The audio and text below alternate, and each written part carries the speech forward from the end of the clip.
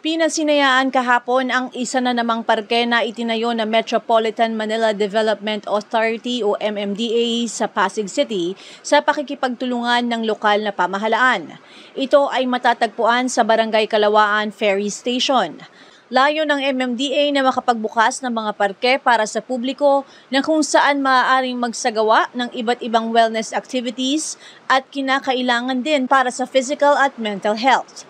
Nabatid na sa pagpasok ng taong 2024 ay may gagawing park ang MMDA sa Manggahan Floodway. Dumalo sa inaugurasyon sina Congressman Roman Romulo, Mayor Vico Soto, Vice Mayor Dodo Jaworski Jr., Konsehal Keen Cruz, barangay at MMDA officials sa pamumuno ni Attorney Don Artes. Ngayong araw po na ito, nagbukas po tayo ng tinatawag naming Pocket Park.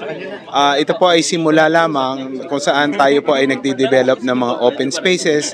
Kino-convert natin po sa park kung saan ang ating mga kababayan tulad po nito sa Pasig ay pwede pong magstay, mag-relax, mag-exercise. At marami pa po tayong gagawin. In fact, meron na po tayong another one na sisimulan po next year.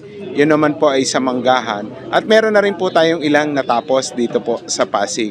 Yan po ay taon-taon at popondohan po natin hanggat sa makadevelop pa po. Dahil ito pong mga parks na ganito ay importante. Alam naman po natin na uubusan na tayo ng open spaces dito sa Metro Manila kung saan pwede magtanim ng puno, maging maginhawa, breathable yung hangin. So lahat po ng posibleng lagyan ng ganitong pocket parks ay i-develop po natin kasama po ng lokal na pamahalaan ng Pasig. Kung merong espasyo na pwedeng i-develop as park ay gagawin po natin yan kasi yung iba po ay talagang medyo masikip po at nasa easement lamang. Tuloy-tuloy naman po kung napupunan nyo sa C5, sa bandang Pasig ay atin pong pinailawan through our solar street lights at marami pa po tayong mga collaborations na gagawin together with Congressman Roman Romulo at kay Mayor Vico Soto. Pinuri at pinasalamatan nila Romulo at Jaworski ang ahensya sa magagandang proyektong isinasagawa sa lungsod. Sa MMDA, mukhang talagang hindi mahuhuli ang lungsod ng Pasig. Actually, Chairman Don, talagang may enjoy po ng mga taga-Pasig itong lugar na ganito eh. Kunyari, habang naghihintay po sila, dito ka lang po, magkukentuhan lang po, medyo maganda, mahangin pa. Na-experience po natin ngayon. Kaya maganda na tuloy-tuloy po sana marami pang pocket parks ang magawa po ng ating MMDA. At sana rin po, hindi lang pocket park. I'm sure panimula pa lang ito.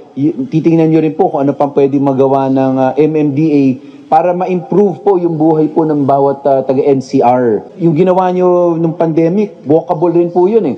Yung dito sa San Joaquin, papuntang Buting, walkable rin po yun eh. Kaya napakaganda rin po yung gagawin po ninyo dun sa East Bank. Hindi po para maging maganda lang, pero talagang sa totoo lang para makatulong talaga sa physical and mental wellness ng mga taga-Pasig. Yung promotion rin po ng paggamit ng ferry, napaka-importante po. Ang ganda po talaga eh. Pag gumamit kayo ng ferry, walang traffic, yung view po ninyo iba eh.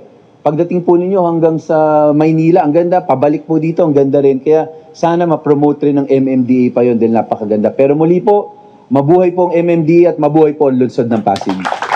Kami po ay nagpapasalamat sa leadership ng MMDA sa inyong napakagandang inisyatibo na makatulong na mapaganda ang kapaligiran ng ating mahal na lungsod ng Pasig.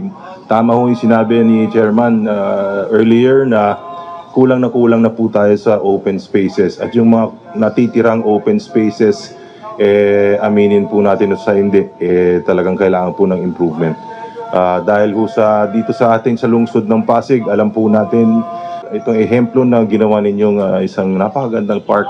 Kami po ay lubos na nagpapasalamat ulit sa MMDA and looking forward po sa future development ng iba't ibang mga open spaces na pangako na dahil kay Kong Roman yung susunod sa Manggahan. So advance po, thank you. Looking forward po ulit. Ang bagong park ay magiging karagdagang atraksyon din para sa mga sumasakay sa Pasig Ferry.